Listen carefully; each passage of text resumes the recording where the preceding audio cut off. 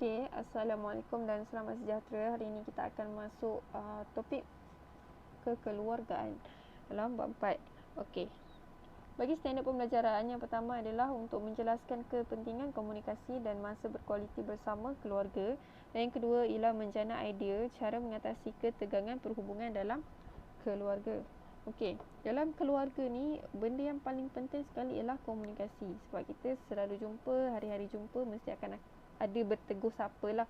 Okey, komunikasi ni terbahagi kepada dua, iaitu komunikasi verbal yang melibatkan percakapan atau perbualan, dan yang kedua ialah komunikasi bukan verbal, merujuk kepada ekspresi wajah, gaya ataupun bahasa badan, body language dan ataupun senyuman dan lain-lain lagi yang tidak melibatkan suara ataupun perbualan. Okey, kepentingan komunikasi dan masa berkualiti bersama keluarga ni adalah untuk mewujudkan persefahaman dan toleransi dalam keluarga. Kemudian komunikasi ni berfungsi sebagai satu medium perhubungan dalam keagraban hubungan keluarga seperti adik-beradik, ibu bapa, saudara mara dan sebagainya. Okey.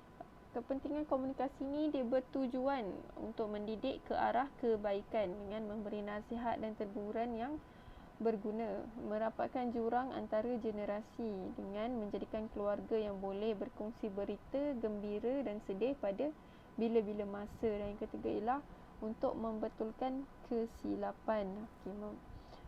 Selain itu, dia dapat memberikan sokongan moral kepada ahli keluarga yang menghadapi situasi yang kurang baik.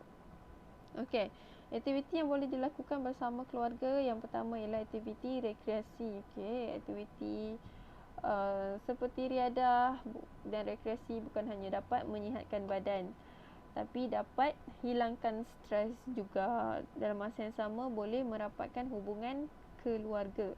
Okey, berkumpul dalam suasana yang mesra akan mengeratkan hubungan kekeluargaan.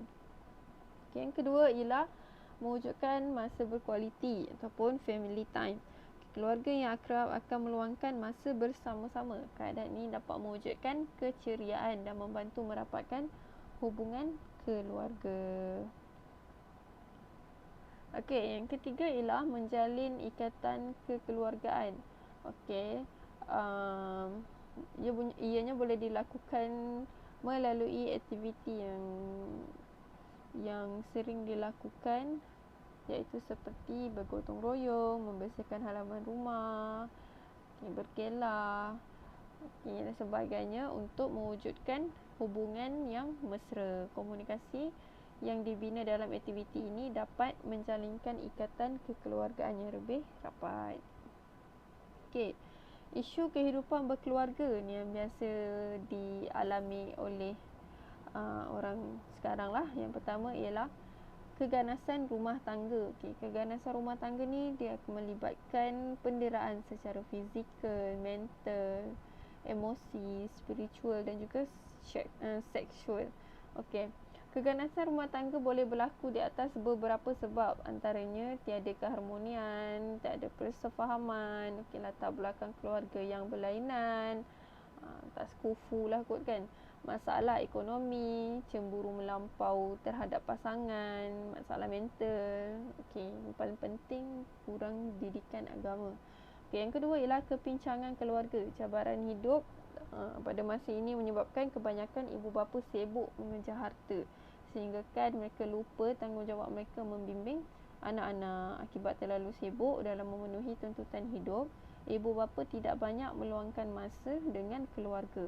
Okey, kesannya anak-anak akan rasa dipinggirkan. Anak-anak dengan mudah akan terjebak dalam gejala-gejala yang tak sihat lah, seperti merokok, melepak, buang masa dan sebagainya. Okey, yang ketiga ialah ibu bapa tunggal. Ibu bapa tunggal ni terpaksa jaga anak seorang-seorang. Okey, menyebabkan dia rasa terbeban.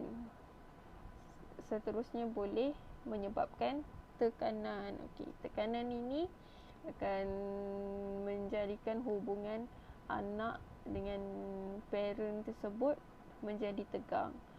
Nombor 4 ialah penceraian. Kesan daripada penceraian akan menyebabkan anak-anak ni kurang kasih sayang, stres sebab dia orang terpaksa berpisah daripada ibu dengan ayah. Suami atau isteri yang bercerai akan mempunyai emosi yang tak stabil. Itu yang terakhir ialah perkahwinan kontrak. Okey, kahwin kontrak ni dia bermaksud menetapkan tempoh waktu dalam hubungan perkahwinan.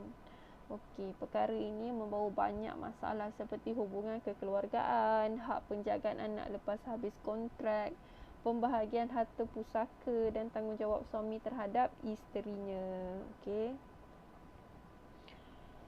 Seterusnya, kita pergi ke cara mengatasi ketegangan perhubungan dalam keluarga. Okey, yang pertama, meningkatkan kemahiran komunikasi dalam keluarga. Okey, dengan meluangkan masa untuk bersembang supaya relationship tu makin erat. Okay. Yang kedua, menerangkan masalah yang dihadapi dan berbincang dengan ibu bapa untuk menyelesaikannya. Okey, yang kedua, meningkatkan taraf ekonomi keluarga. Ibu bapa berusaha untuk meningkatkan sumber kewangan supaya mempunyai wang yang cukup. Menasihati ahli keluarga supaya berjimat cermat dalam berbelanja supaya ada simpanan yang boleh digunakan sewaktu kecemasan. Okey, nombor 3, menjadi keluarga yang penyayang. Setiap keluarga hendaklah mengamalkan sikap saling mengambil berat dan bertoleransi untuk melahirkan keluarga yang harmoni. Okey, ahli keluarga harus melaksanakan hak serta tanggungjawab mereka dan mempelajari ilmu kekeluargaan supaya keluarga bahagia. Okey, yang keempat ialah mengutamakan pendidikan. Menjadikan peluang untuk anak melanjutkan pelajaran sehingga ke peringkat yang lebih tinggi.